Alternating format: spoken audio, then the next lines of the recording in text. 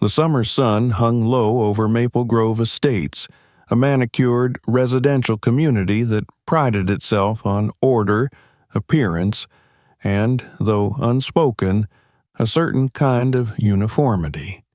White picket fences lined every yard, HOA signs warned of strict parking policies, and residents smiled just wide enough to appear friendly, but not too much to invite actual conversation. It was the kind of neighborhood where gossip traveled faster than Wi-Fi, and where anyone different was immediately cataloged as a potential disruption. That Saturday morning, the sound of a large moving truck rolling down Sycamore Lane broke the sleepy calm. Curtains twitched, doors opened just a crack, eyes peeked out. The Johnsons, a black family of 4, had arrived. Marcus Johnson stepped out of the truck first. Tall, broad-shouldered, with a kind face and the quiet confidence of a man who'd worked hard to earn his home, he surveyed the front yard with a mix of satisfaction and exhaustion. Beside him, his wife, Janelle, climbed out, wiping her forehead as she looked up at the 2-story brick home they had just purchased. Their children, 10-year-old Kira and 7-year-old Caleb, tumbled out of the SUV behind them, laughing and chasing each other across the neatly trimmed lawn. They had saved for years for this moment. The move was more than just a change of address. It was a step into what they hoped would be a safer, better life. A new beginning. Janelle smiled warmly as she saw a neighbor approaching. A short, silver-haired woman in yoga pants and oversized sunglasses strutted toward them, her expression unreadable behind designer shades. "Hi there," Janelle said cheerfully. "We're the Johnsons. Just moved in today." The woman stopped short, gave them a once-over, and forced a smile.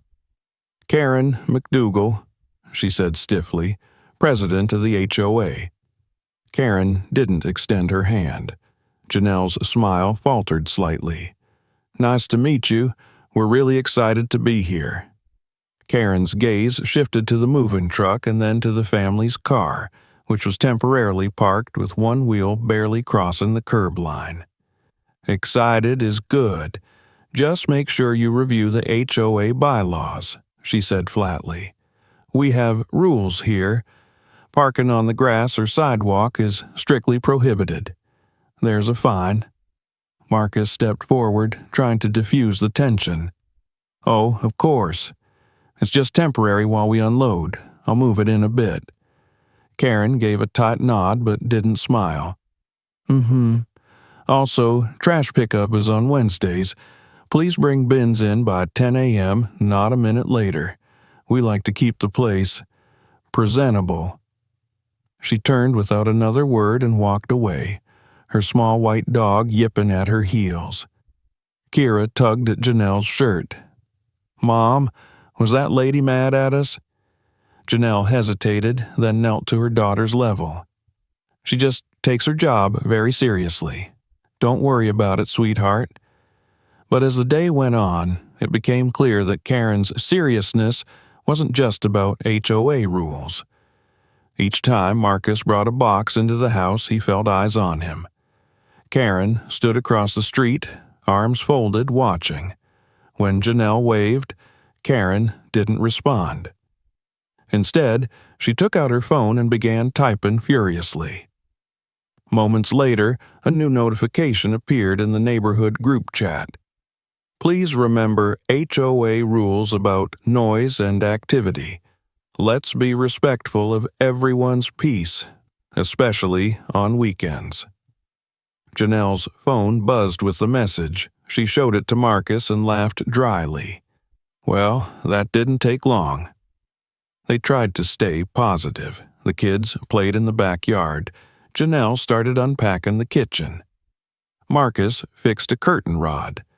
That evening, they grilled burgers and sat on the porch watching the sunset. But as the sky darkened, so did the mood. A knock came at their door just after 9 p.m. Karen again, this time holding a clipboard.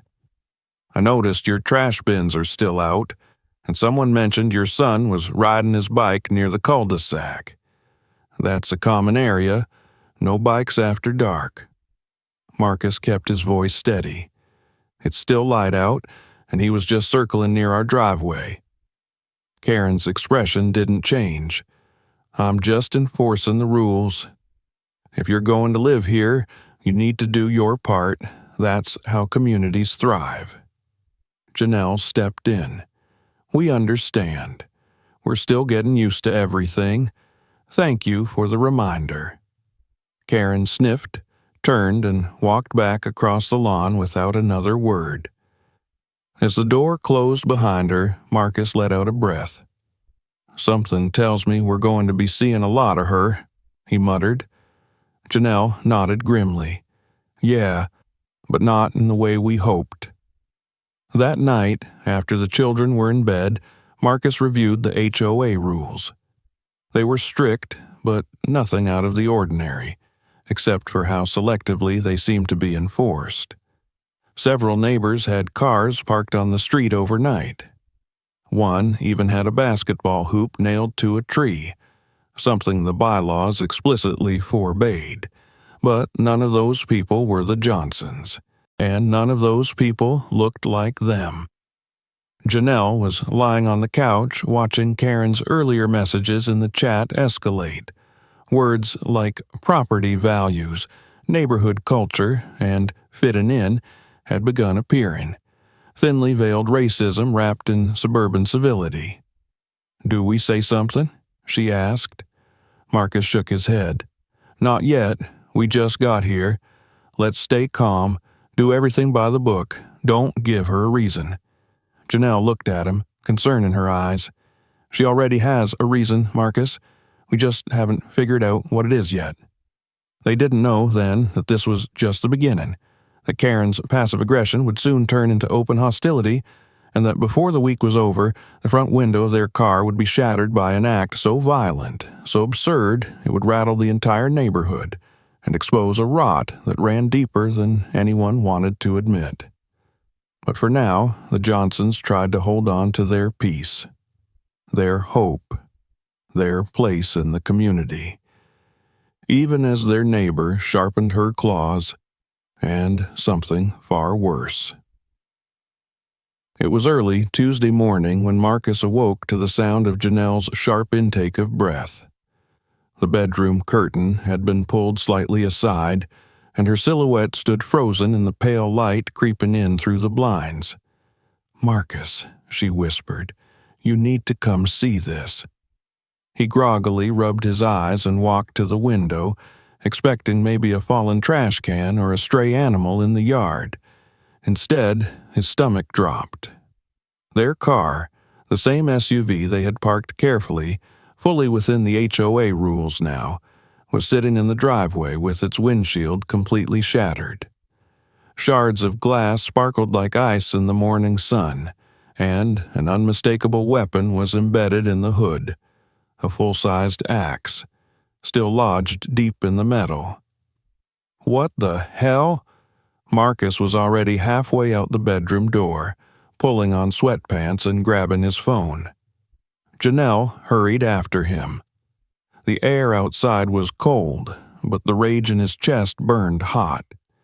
He stood before the vehicle, shaking his head in disbelief. There was no doubt in his mind who had done this. And yet, part of him still hoped it wasn't true. Janelle gasped softly behind him. She really did it. She went too far this time, Marcus muttered, lifting his phone to take photos from every angle. The axe had sunk in hard, there were deep scratches all across the hood.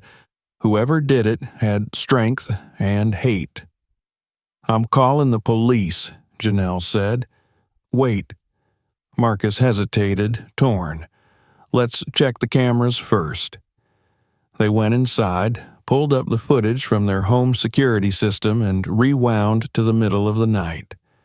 At 2:14 a.m., a hooded figure crossed their lawn. The motion sensor triggered the porch camera.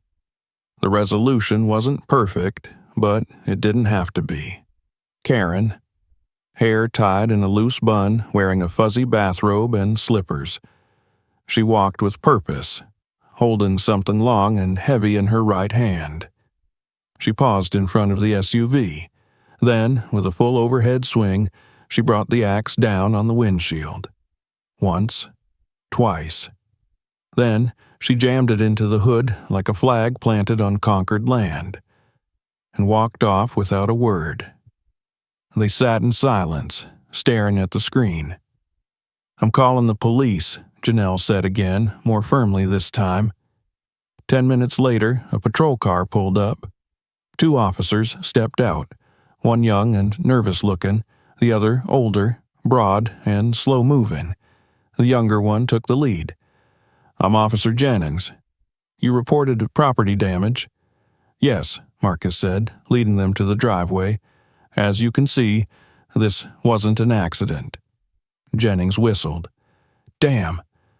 Janelle spoke quickly. "We have it on camera. The neighbor, Karen McDougal, she lives right across the street." The older officer, nameplate Sergeant W. Dobbs, immediately tensed. "Karen McDougal?" he said, then let out a slow breath. "Let's not jump to conclusions." "We're not jumping," Marcus said, pulling out his tablet. "We have her on video." They showed the footage. Jennings leaned in, eyes widening. "That's her, all right." Dobbs, however, folded his arms. "Video's grainy. Can't say for sure that's her. You sure it wasn't a misunderstanding? Maybe a prank?" Marcus's eyes narrowed. "You call this a prank?" Dobbs shrugged. "Just saying, if you start making accusations, you better be sure." Janelle stepped forward. "We are sure. We want to file a report, and we want that axe collected as evidence." Dobbs looked displeased, but signaled to Jennings, who walked over with a pair of gloves and placed the weapon in an evidence bag. As they wrapped up, Karen herself came strolling over. Robe replaced with a crisp windbreaker, lips pursed, she looked like she'd just stepped out of a tennis club. "Well," she said sweetly, "what's all this about?" Nobody answered. She glanced at the car and tilted her head. "Oh my, what a shame. Who would do such a thing?" Jennings turned toward her. "Ma'am, we'll need to ask you a few questions." But Dobbs interrupted, stepping between them. "This is a quiet neighborhood, officer. Let's not start pointing fingers until we've got a clear picture." Karen smiled, just barely. Janelle saw it. So did Marcus. Then Karen looked directly at them and lowered her voice just enough so only they could hear. "You should have kept your mouth shut," she said. "You think calling the cops is going to protect you? My brother's a detective at the precinct. He'll be wasting your time." Marcus stepped closer. "Are you threatening us?" "Not a threat," she whispered, all sugar. "Just a friendly warning." Jennings looked between them, clearly uncomfortable. "Ma'am, please step back." Karen did, retreating slowly. She waved a finger in the air and said aloud, "So sensitive these days. Everything's a hate crime, isn't it?" Then she walked back across the street. Dobbs cleared his throat. "We'll file the report.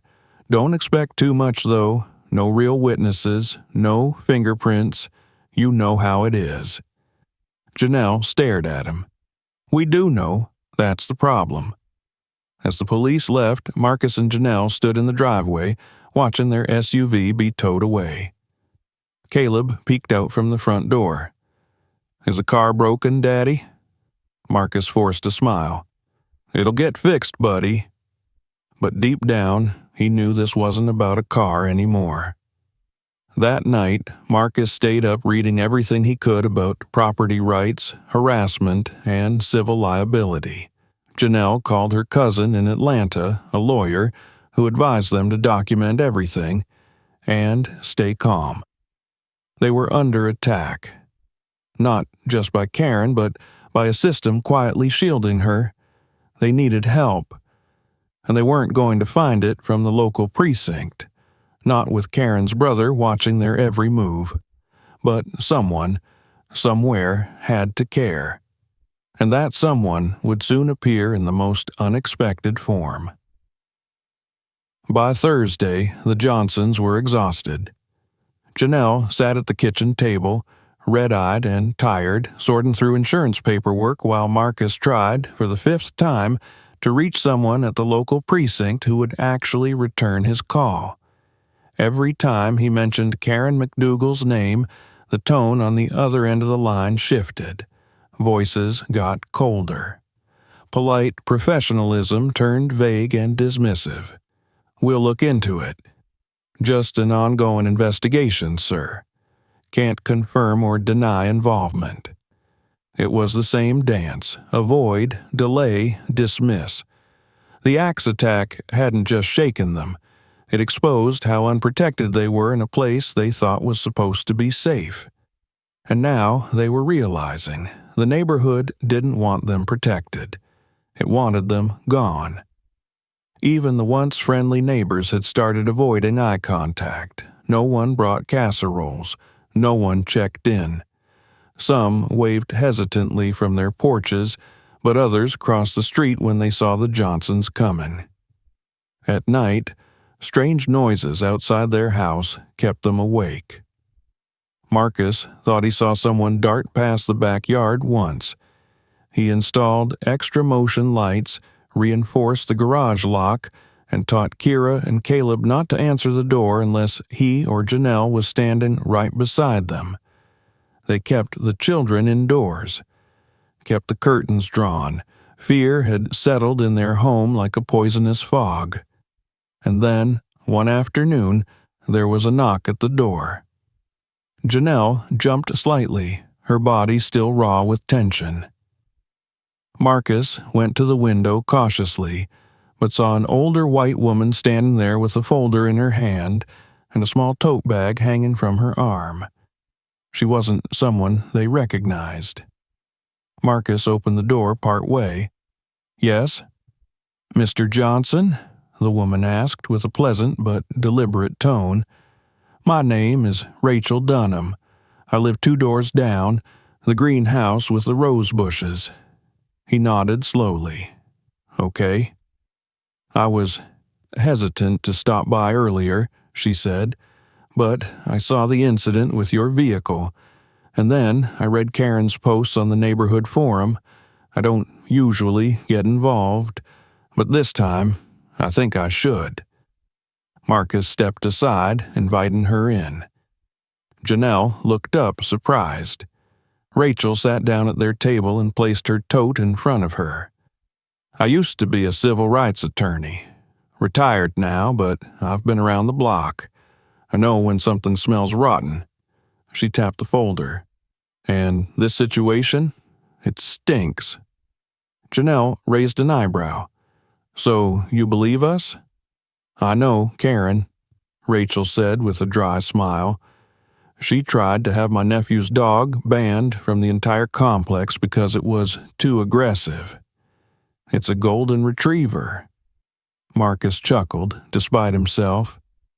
"She's been bullying people here for years," Rachel continued, "but no one ever stands up to her. People are either scared of retaliation or too polite to make noise. I think it's time someone made noise." She slid the folder across the table. Inside were pages of past HOA complaints, many of them anonymous, but all documenting Karen's erratic behavior, targeted hostility, and misuse of her HOA title. Rachel had spent the last 48 hours collecting them from other residents who had been mistreated, most too afraid to come forward alone. She's threatened people, reported kids for playing too loudly, tried to fine a veteran for flying a flag. And her brother? The detective? Let's just say he's covered for her before. Janelle flipped through the documents, stunned. "Why hasn't anyone done anything?" Rachel looked them dead in the eye. "Because she hasn't done it to the right people before." Silence stretched between them. Then Marcus spoke. "What are you proposing?" "I want to help you take this public," Rachel said. I've already contacted a journalist friend who works for the Toledo Observer. They're interested in the story, especially because it involves law enforcement ties." Janelle leaned forward. "You want to go to the media?" "I think it's your best shot," Rachel replied. "You go to the cops, they stall, you go to court, they bury you in red tape. But if people see this, if they hear your voice, see the footage, and learn about her pattern, they'll care. And that pressure, it moves things." Marcus looked uncertain. "We just moved here. We didn't come to start a war." Rachel softened. "I know, but she already declared war on you, Marcus. The question is, are you going to let her win it?" There was a pause. Then Janelle reached out and gently closed the folder. "No," she said, "we're not." That night, they worked together. Rachel helped them write a statement. They compiled all the video footage, the photos, and the copy of the police report. They included the veiled threats, the deleted HOA messages Rachel had archived, and testimonials from other neighbors who were willing, now that someone else had stepped up. The article was published 2 days later. Acts, Lies, and Neighborhood Ties, when a welcome turns hostile. It featured the Johnsons' story prominently, along with stills from the security footage, quotes from Rachel, and details about Karen's history of bullying behavior. The community forum erupted. Some rallied behind Karen, calling the article a hit piece, accusing the Johnsons of playing the race card. But others, many others, were furious. They hadn't known the full story. They had believed her spin. Now they were angry at themselves for staying silent. And with the story spreading, a county prosecutor's office issued a statement. They were reviewing the case and looking into the conduct of the responding officers. A week later, Karen was served with a formal restraining order. The HOA announced an emergency vote to remove her as president. And the police department announced that Sergeant Dobbs, her brother, was being placed on administrative leave pending an internal investigation. That evening, as the sun set over Maple Grove Estates, the Johnsons sat on their porch again for the first time since the attack. This time, their neighbors came to them. A young couple brought cookies. A retired man from 2 houses down offered to help replace the windshield. Even a teenager from across the street walked up and said, "Sorry for not saying anything sooner." Janelle smiled, genuinely, for the first time in days. Rachel sat beside her, sipping lemonade. "I told you," she said, "one spark can light up a whole damn street." And though Karen wasn't finished yet, not by a long shot, the tide had begun to turn. The Johnsons weren't alone anymore. The neighborhood was no longer silent. For the first time in years, people were talking, not just behind closed doors or in private group chats, but openly, publicly. The fallout from the newspaper article had changed everything. Where once Karen ruled Sycamore Lane through fear and intimidation, now whispers of her name came with shame, not respect. Her pristine white shutters were drawn all week. Her once meticulously trimmed hedges were left to grow wild. And for the first time since the Johnsons had moved in, Karen McDougal wasn't on patrol, barking about overgrown lawns or misaligned trash bins. She was hiding. But hiding wouldn't protect her anymore. The day of the HOA emergency vote, residents gathered in the community center. Rachel escorted the Johnsons through the front doors, where nearly 60 homeowners sat, murmuring with anticipation. The air felt different, charged, alive with purpose. The same people who had once avoided eye contact with Marcus and Janelle now stood and applauded their entrance. Karen was there too, seated in the front row with her arms folded, jaw tight. She wore a pale blue cardigan and pearls, as if to remind everyone that she was still the image of suburban grace. But her eyes betrayed her. They were hard, defensive, threatened. The meeting was called to order. The HOA secretary read a prepared statement outlining the accusations: property damage, abuse of authority, harassment, and conduct unbecoming of an HOA officer. Evidence was displayed on a projector: still images of the shattered windshield, the axe, and the security footage. Multiple neighbors stood up and shared their experiences.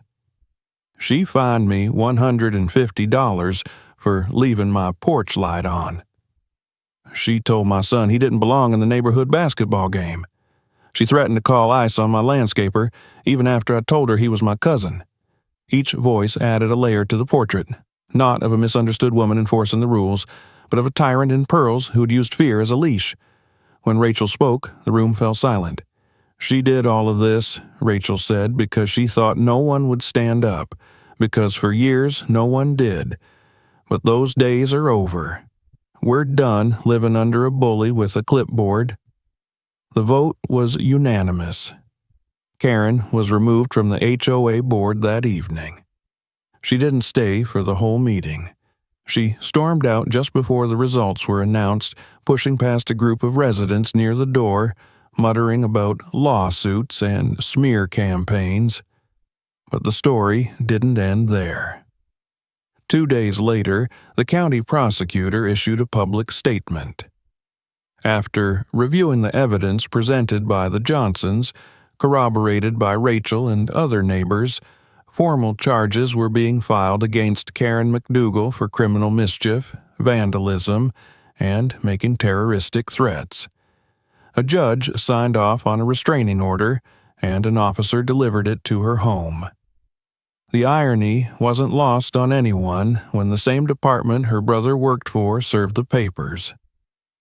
Sergeant Dobbs, meanwhile, faced his own reckoning. The internal affairs investigation revealed a pattern of misconduct: suppressing complaints involving his sister, interfering with reports, and discouraging officers from taking further action. He was placed on unpaid suspension pending a formal review. News crews arrived the next day. Karen's story had gone viral. The headline on one major outlet read, "Acts of Aggression: How a HOA President's Reign Ended in Handcuffs." The footage of her silently being led to a patrol car, sunglasses hiding her face, appeared on the evening news. No pearls, no power. Just another defendant facing accountability. Back on Sycamore Lane, the Johnsons were adjusting to their new reality. For the first time since moving in, their house felt like home. Not because the violence was gone, it wasn't, not entirely, but because the silence had been broken. The kids returned to playing outside. Neighbors stopped by more often. The street felt less tense. The shadows were still there, but they no longer defined the neighborhood. One evening, Marcus stood at the edge of his driveway, watering the small flower bed he and Caleb had started planting. Across the street, the McDougal house sat still and quiet. Rumor had it Karen was planning to sell and move away. "Dad," Caleb said from behind him, "is the bad lady gone?" Marcus looked down and smiled. "She's not our neighbor anymore, buddy. That's what matters." Inside, Janelle was on the phone with a local community group organizing a town hall on neighborhood justice and bias training. She'd been invited to speak. Rachel sat at the kitchen table, flipping through a draft of a neighborhood newsletter they were working on together. A new one, written by residents who wanted transparency, not control. "We should add a quote from you," Rachel said, raising her eyebrows. Janelle laughed. "Something inspirational?" "No," Rachel grinned. "Something true." She paused, then wrote it herself. Fear only wins when silence lets it. We broke the silence. And when Sunday morning came, the Johnsons walked together to the small park in the center of Maple Grove. Dozens of neighbors had gathered for a block brunch, a new tradition, someone joked. Janelle brought homemade cornbread. Marcus helped set up the folding tables. The kids ran laughing among bubbles and chalk drawings. No one whispered when they arrived. No one crossed the street. Instead, a round of applause broke out, not because they were heroes, but because they had done something heroic. They had stood up, they had stayed, and now they had truly come home. If this story moved you, don't forget to subscribe for more powerful true-to-life stories that shine a light on injustice. Hit the bell so you never miss an upload, and let us know in the comments where you're watching from. More stories are waiting. See you in the next one.